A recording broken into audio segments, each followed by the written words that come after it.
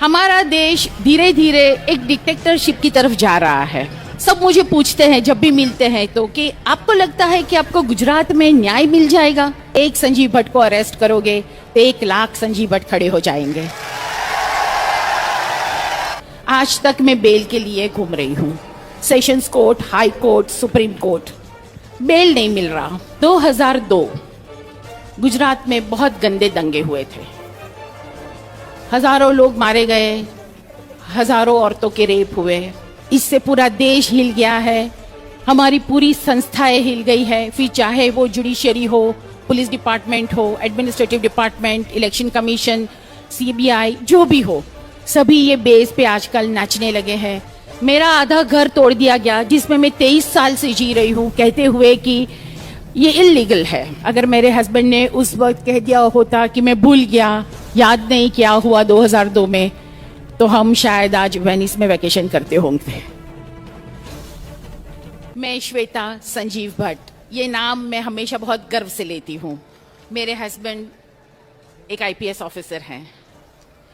यहाँ हम सब लोग जो भी आए हैं, अलग अलग फील्ड के लोग हैं, अलग अलग जगह से आए हैं, मगर एक चीज कॉमन है, हम सब कंसर्न्ड हैं। हम सबको दूसरों की तकलीफ महसूस होती है, वो तकलीफ के लिए कुछ करना चाहते हैं। हम लोग ऐसे एक डेंजरस टाइम से गुजर रहे हैं कि जहां कोई भी आवाज जो उनके साथ सहमत नहीं होती हो, a voice of dissent, a voice of reason, उसको दबाया जाता है। लॉ हर एक के लिए एक होना चाहिए। यूजुअली सब मुझे पूछते हैं जब भी मिलते हैं तो कि आपको लगता है कि आपको गुजरात में न्याय मिल जाएगा? पहला प्रश्न। दूसरा प्रश्न, आप ये लड़ाई लड़ रहे हो तो आपको डर नहीं लगता? ये दूसरा प्रश्न है। दोनों के जवाब मैं क्या दूं ये सोचती हूँ। लड़ाई है, जस्टिस की है, हस्बैंड की है, लड़नी है, सबके सपोर्ट के साथ लड़नी है, डर के नहीं, बहुत बिंदास होके लड़नी है, बेखौफ लड़नी है।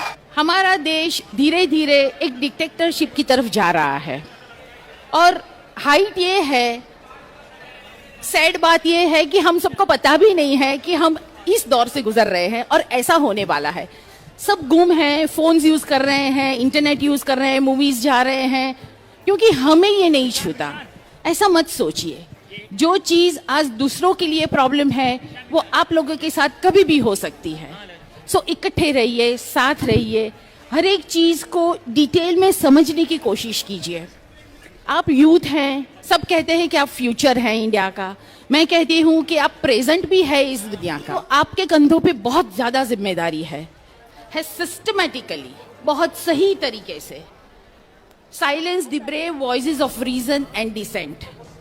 उसमें से एक बुलंद आवाज मेरे हस्बैंड की भी है। 5 सितंबर को उनको अरेस्ट करके ले गए, कोई रीजन नहीं, कोई नहीं, क्वेश्चनिंग के लिए। किस चीज के लिए? एक 30 साल पुराने केस के लिए। आज तक मैं बेल के लिए घूम रही हूँ, sessions court, high court, supreme court, bail नहीं मिल रहा। एक अफसर जिसने पूरी ऑनेस्टी से काम किया था, एकदम ईमानदारी से वो उन्होंने सब कुछ किया, मगर आज संजीव भट्ट और उसका परिवार लड़ रहे हैं। ये क्यों हुआ? थोड़ा पीछे चलते हैं।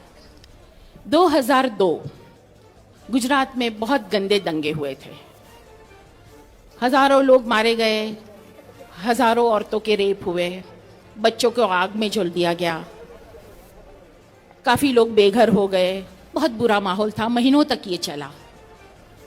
My husband was chief of intelligence then in the Gujarat police. हम सब लोग तब चुप रहे, हम सब ने कुछ नहीं किया, आवाज नहीं उठाई। उसका आज ये नतीजा है। एक कम्युनिटी के लोगों को उस वक्त एक साइड कर दिया गया था और पूरा गुजरात शांति से देख रहा था। उनको कोई असर नहीं हुआ, वो लोगों की तकलीफ का असर नहीं हुआ। एक स्टेट पूरा एक साइड कर दिया गया है, उनकी हिम्मत बढ़ गई। पहले एक कम्युनिटी, अब एक पूरा स्टेट, और हम आज भी चुप हैं।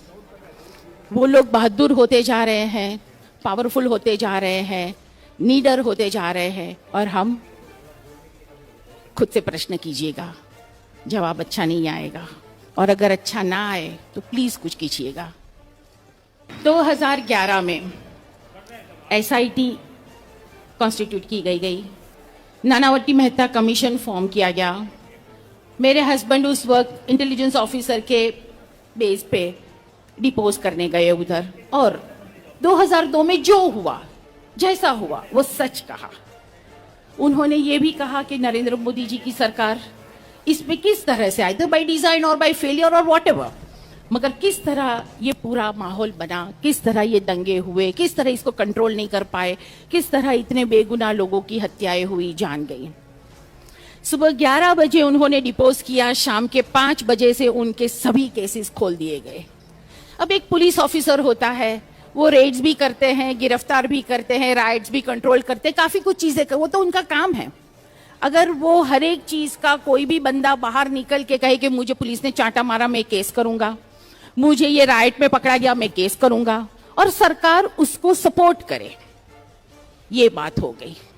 आज हम वो 30 साल पुराने केसेस से डील कर रहे हैं। एक ऐसा केस है जिसमें कोई प्रूफ नहीं। अडवाणी जी ने यात्रा निकाली थी 30 अक्टूबर 1990 में।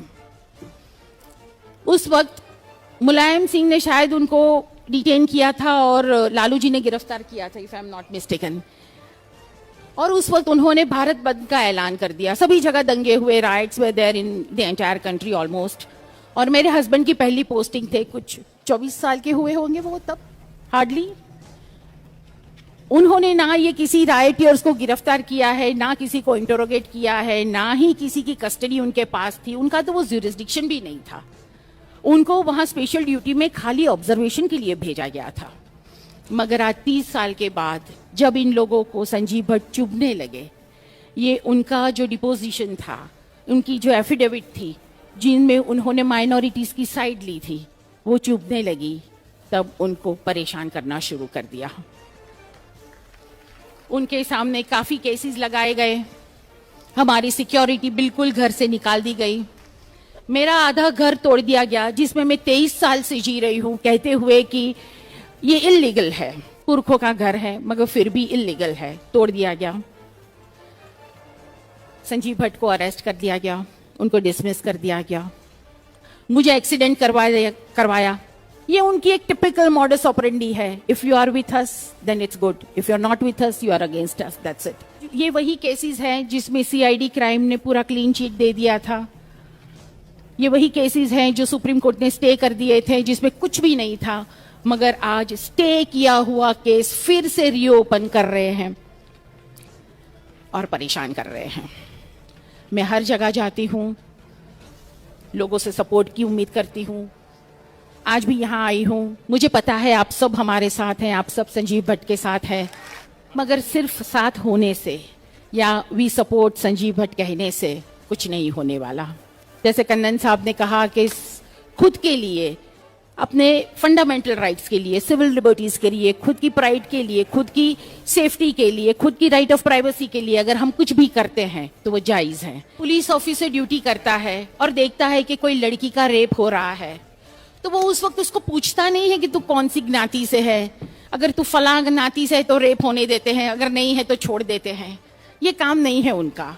उन्होंने इसी तरह ऑनेस्टली और डिलीजेंटली काम किया।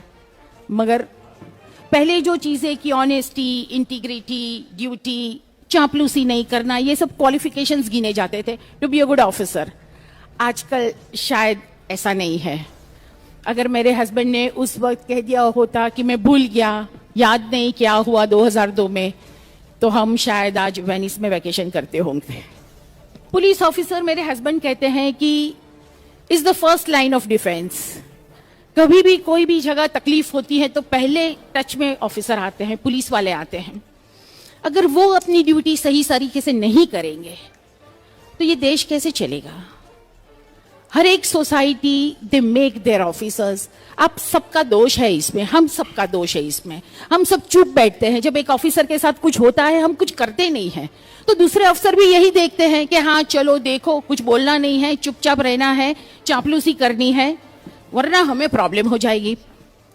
तो एग्जैक्टली दूसरे ऑफिसर्स ऐसे बन जाते हैं, सोसाइटी बनाती है उनको ऐसे। अगर एक अफसर खड़ा रहता है, बहादुरी से कुछ डिसीजन लेता है और कुछ काम करने की ठानता है और पूरी सोसाइटी साथ हो जाती है, तो वो ऐसा एग्जाम्पल होता है कि नहीं, हम कुछ करेंगे तो हमारे साथ भी ये लोग खड़े रहेंगे, तो हमें ऐसा बनना है, तो हम शायद अच्छे ऑफिसर्स बना पाए। ये लोग जो हैं एक ऑर्गेनाइज्ड मिस इन्फॉर्मेशन फैलाते हैं। आप सबको लगेगा तो हम करें क्या, चलो बताओ, हमें भी कुछ करना है मगर करें क्या। तो ये बात है कि ये जो एक ऑर्गेनाइज्ड मिस इन्फॉर्मेशन वाली बात है, कोई भी चीज को गलत तरीके से बताना, बताते ही रहना लगातार जब तक कि वो सच ना हो जाए। संजीव भट्ट सबकी आवाज थे, बड़ी बुलंद आवाज हैं आज भी। वो बेखौफ लिखते हैं, बेखौफ बोलते थे। आज अगर वो थोड़े वक्त के लिए हमारे बीच में नहीं है तो हमें उनकी आवाज बनना है। उसी निडरता से, उसी तरह से हमें ये सरकार को और संजीव भट्ट दोनों को तसल्ली देनी है कि अगर एक संजीव भट्ट को अरेस्ट करोगे तो 1 लाख संजीव भट्ट खड़े हो जाएंगे। Grid and fear, punishment and reward, ये चीजों पे ये सरकार चलती है। जैसे कुछ भी उनके पसंद का नहीं हुआ, फटाक से पनिशमेंट। अगर किसी ने भी गलत तरीके से उनका फेवर में किया तो तुरंत रिवॉर्ड। ये बहुत डेंजरस चीजें होती है। ये सुनने में जितनी सिंपल लगती है उतनी होती नहीं। इससे पूरा देश हिल गया है, हमारी पूरी संस्थाएं हिल गई है, फिर चाहे वो जुडिशरी हो, पुलिस डिपार्टमेंट हो, administrative department, election commission, CBI, जो भी हो, सभी ये बेस पे आजकल नाचने लगे हैं, which is very dangerous. We have to stop it. मेरे हस्बैंड हमेशा कहते हैं कि ये लड़ाई मेरी ही है या मेरे परिवार की ही है, ऐसा नहीं है। ये लड़ाई हम सबकी है और ये लड़ाई कोई 1-2 पॉलिटिशियंस के सामने है वैसी भी नहीं है। This battle is against the ideology, एक आइडियोलॉजी के खिलाफ है, फिर वो चाहे किसी की भी हो। फासिज्म वाली आइडियोलॉजी नहीं चलेगी। So we have to fight that ideology, इकट्ठे एक साथ। ये गवर्नमेंट को कोई क्वेश्चन करे वो पसंद नहीं और ये आंसरेबल तो है ही नहीं। तो हमें ऐसा माहौल करना है जहां हम बेखौफ होकर उनको क्वेश्चंस कर सके कि ऐसा क्यों और ऐसा क्यों नहीं। आज हम लोग सब डर में जी रहे हैं। इसको फोन करे तो डरते, हमारे फोन टैप हो रहे होंगे, ये खाना चाहिए, ये नहीं खाना चाहिए, ये पहनना चाहिए, इसको मिलना चाहिए, इसको नहीं मिलना चाहिए। अफसर्स डर रहे हैं कि भाई रेड करे तो प्रॉब्लम, रेड ना करे तो प्रॉब्लम, राइट्स करवाएं तो प्रॉब्लम, राइट्स रोके तो प्रॉब्लम, गिरफ्तार करे तो problem. Total state of confusion. किसी को पता नहीं है एग्जैक्टली कि चापलूसी के सिवा और क्या करे तो हम ठीक तरह से अपना गुजारा कर सके। इसको जैसे भी हो सके थोड़ा सही करना है। मुझे सिर्फ एक फोन की आवश्यकता है। मैं आप सबके साथ हूं, एनी टाइम एनीवेयर, और आप सब मेरे साथ रहें any time anywhere. Sanjeev Bhatt को घर लाना है एट एनी कॉस्ट और दुआ कीजिएगा। Thank you.